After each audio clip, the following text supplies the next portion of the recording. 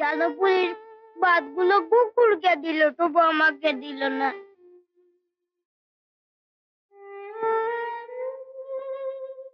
তুই ভাত খাবি? চল আমার সঙ্গে। না, যাবো না। বাবাকে ধরে নিয়ে গিয়ে এখন বলে তুই ভাত খাবি। বাবা না আসা পর্যন্ত আমি ভাত খাবো, কেউ দিলেও না। এই তোমায় ছুঁয়ে বলছি।